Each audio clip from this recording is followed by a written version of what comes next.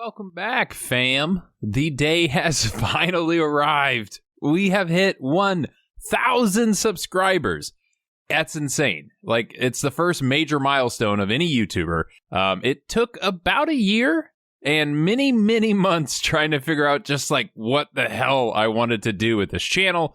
But I think we have found ourselves in a pretty good routine at this point. So, a couple of new things. Firstly, we have finally set up a Patreon. I'm not entirely sure what our plan will be for it, but at the moment, we just have like a couple base supporter levels. In the future, we might expand this out, maybe do like special request reviews or first dibs on swag, etc.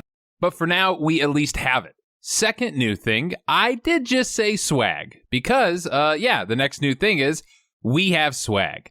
Just a few designs to get us started, but it is official. Feel free to take a look. If there are any other designs you're interested in seeing, just let me know. We can figure it out.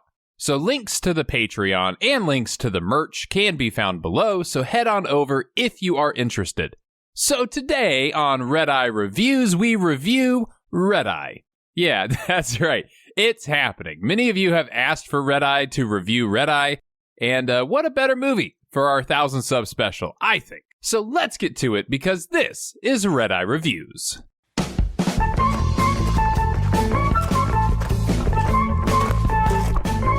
We start at a hotel where a couple are being your typical Karens. We made these reservations over 6 months ago. I know, ma'am. I'm just not seeing it. Well, where's Lisa? Would you get in more trouble if you bothered her or if I called corporate?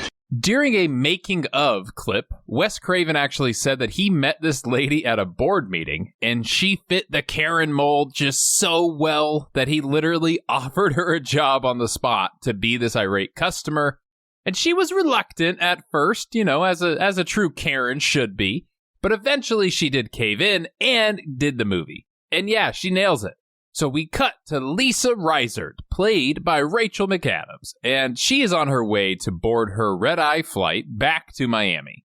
Her dad is Brian Cox, which is so fitting for my 1,000 sub review, as he was in The Ring, which is one of my very first videos I ever did, and he's been in a handful since then. So, while waiting to board, she meets arguably the nicest grandma in the entire world. Oh, I'm sorry. Oh, don't sweat it. I'm wearing my combat boots. I just love him. How is that? Are you learning a lot? I work during the day, so I always miss his shoes. Aww. Oh, I bet she makes some freaking delicious cookies.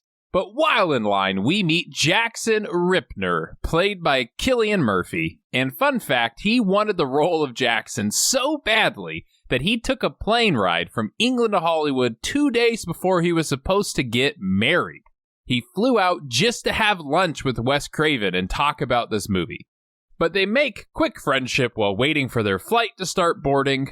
I'm feeling vodka. They have some drinks. We all get bothered by the weird positioning of his sideburns. They're weird, right? Like, it looks like someone just moved them forward on his face a little bit. They should be, back there. It's not bugging me. I'm not going to focus on it for the whole goddamn movie. But the plane does finally start boarding as the bad weather clears up. Hello. Hi. 18G, right down the aisle to your left. Thank you. Thanks for... But we also see that Cillian just so happens to be sitting next to her on the plane. And then once they get up in the air, he reveals his diabolical plan. So what do you do? Government overthrows, flashy, high-profile assassinations, the usual. Why don't you just tell me what you do? I already did. Yeah, so basically Cillian is a hired assassin who works with other assassins, and they know that there is a politician who is about to stay at the hotel that she manages. And his plan is to have her call the hotel and make them change the room where he is staying into a room that they've already kind of like pre-planned so they can kill him and his family that much easier. And to ensure that she does this, he has a hitman placed outside of her dad's house. So if she tries to screw up or she does anything out of the ordinary, Brian Cox is going to get it. You need me to write it down? No. And in a moment of confusion, she tries to get a message out to that sweet old lady by writing in this book. However, it's pretty obvious that she did this, and Cillian has to go deal with it. I have to assume she's going to read that. Damn, Cillian. You probably could have just asked for the book. You didn't have to go all Zinedine Zidane on her. Is that reference too dated? Any young people know what I'm talking about? Another great fact, because we're just full of them today. This little monster pin, this monster topper thing, was actually supposed to be a Bart Simpson figure. But Wes Craven couldn't get the clearance to use that image, so they changed it last minute to this generic kind of B-rated monster guy. And not only that, but following a special advance screening of this movie in LA and New York, audiences were given replica copies of this monster pin as memorabilia. And attached to the souvenir, there's a little tag that read, Redeye in theaters August 19th. And on the back, it read, "Don't take the Redeye without this." Which, I spoiled it, but, a little foreshadowing for you on this pin. You've been out for half an hour, and Keith's room still hasn't been changed. Okay, dude, her brain is messed up. That's 30 minutes unconscious. She's gonna have a stutter or something, for the rest of her life.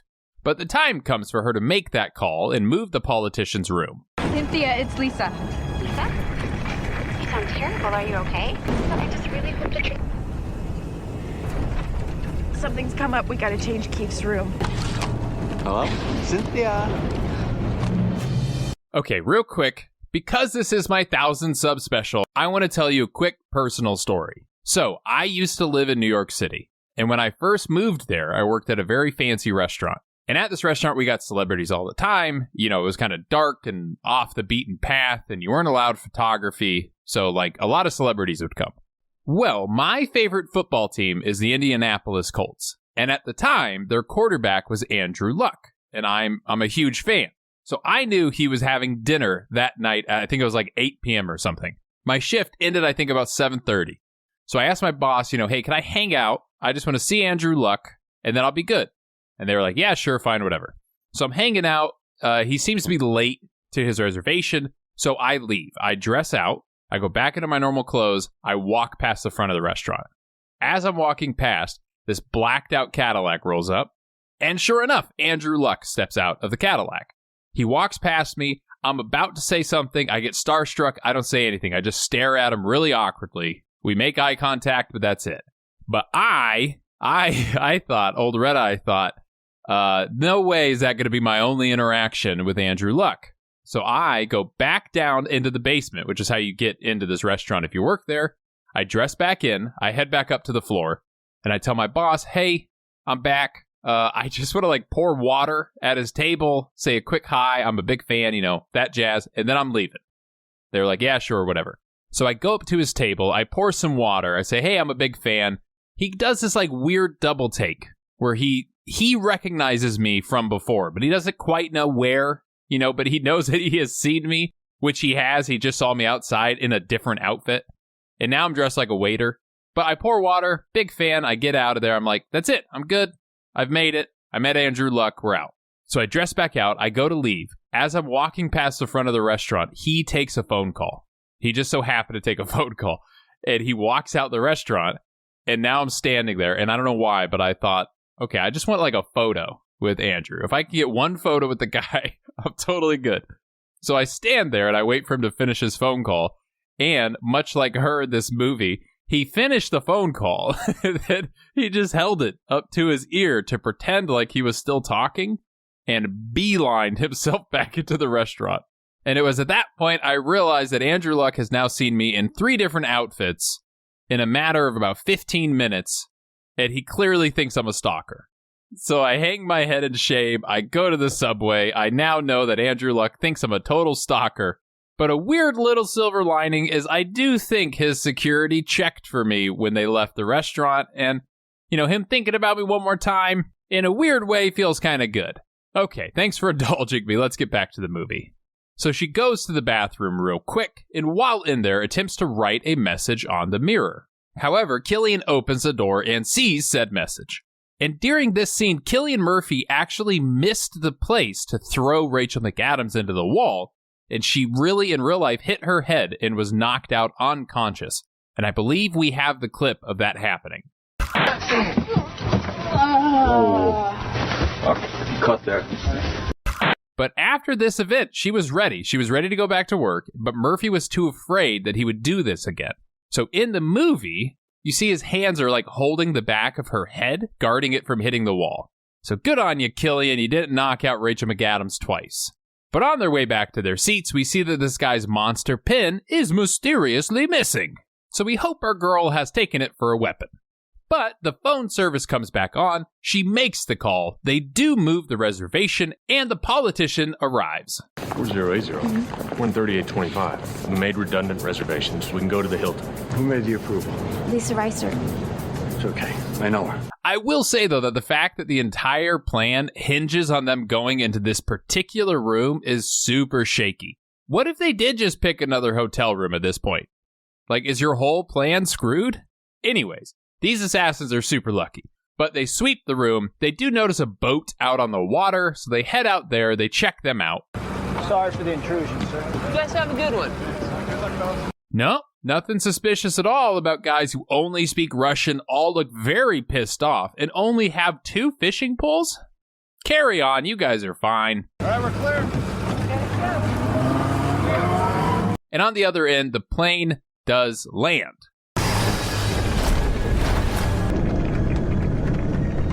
Since it's the 1,000 sub special, and I'm in a sharing mood, one more super quick story. So my first solo flight, I thought this happened all the time. I thought people stood up and they clapped every single time the plane lands. You know, because it happens in movies all the time. So my first flight, I think I was going to California or something. So we land. The pilot made a pretty bumpy landing. Like, there wasn't bad weather or anything. He just didn't stick the landing very great. But I stand up, I applaud. Nobody else did. And I immediately look like this sarcastic asshole who's applauding his crappy landing skills. And yeah, everyone looked at me. It was very, very awkward. But as she stands up, she doesn't do that. She just wrecks Ripner with the monster pin and takes off.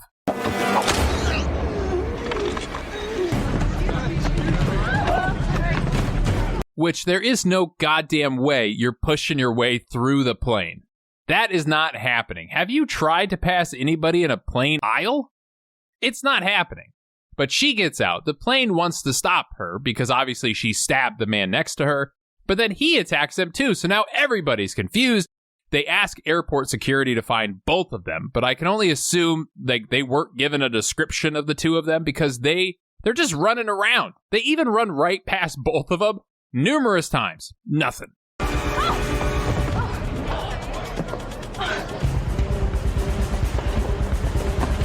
But hold on, pause, go back. Why does this beard and hair combo look so goddamn fake? It can't be fake because, you know, who would spend time on hair and makeup for an extra like this? But for real, it looks fake AF. We cut back to the Russians fishing.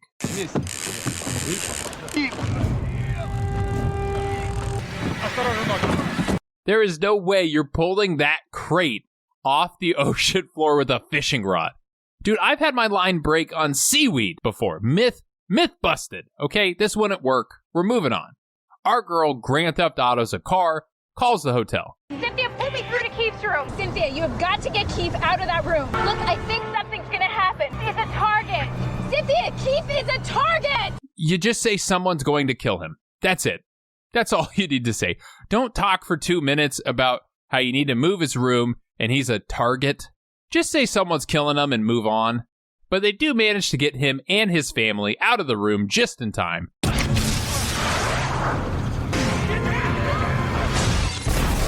But now we need to go save Brian Cox, who still has a hitman at his house. So she gets there, she just straight up wrecks the dude, like right through the front door of the house. While she's there, our lifelong smoker shows up, starts talking out of his neck hole. What I gotta do to you first? And the two play a cute game of cat and mouse.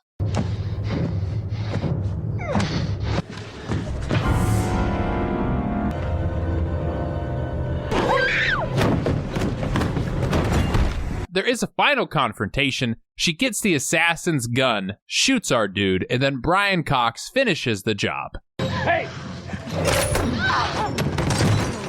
Anybody else think he would make a really good Walter White?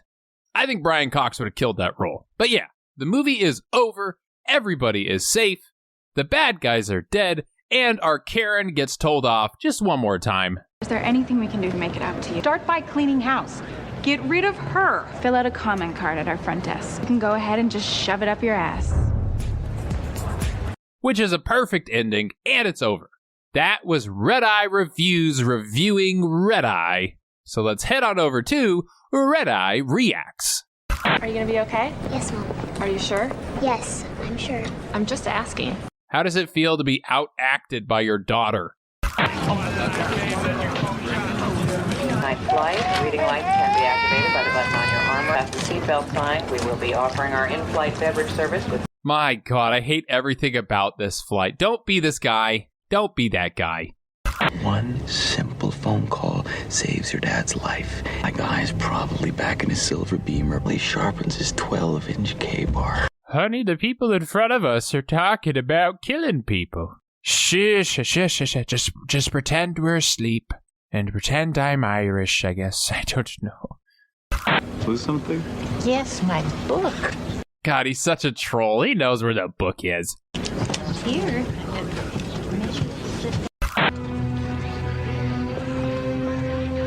Okay, that is the most unrealistic part of the whole movie. Have you ever tried to sleep on the tray table? It's not happening, dude. I wanted him to see what I gotta do to you first. Meaty. Okay, Doc. It's not a toy. Would you like to play a game? My God, these credits. I didn't realize that Brian Cox's character is just called Dad. He's just Dad. This person's like 5 down. Her name is Nice Lady. These are all great. That was all of it. Thanks again so much for everything. Seriously, I never had any expectations for this channel, but the last several months have really made it feel, like we could do this. We could make this channel like a real thing. I hope we get there. I think you all are amazing. I love talking to all of you about your movie passions. I can't be more appreciative of your support. So let's climb our way to the next big goal, which I think is 10,000, which is going to take a minute. It's going to take a minute, maybe 2 minutes, but I have all the faith in the world that we will get there. Again, please make sure to check out the Patreon if you're interested in supporting me that way. No pressure. You seriously do not have to. It is there if you want to. Also, check out the merch page if you're interested in that. Links are both down below. Join the Discord if you want to chat movies with me, or you want to suggest any upcoming movies. And now the usual bits, subscribe if you like it, like the video, leave some comments, let me know what you thought, hit the bell to get reminded. I will see you next time. I appreciate all of you, and until then, stay happy and stay healthy.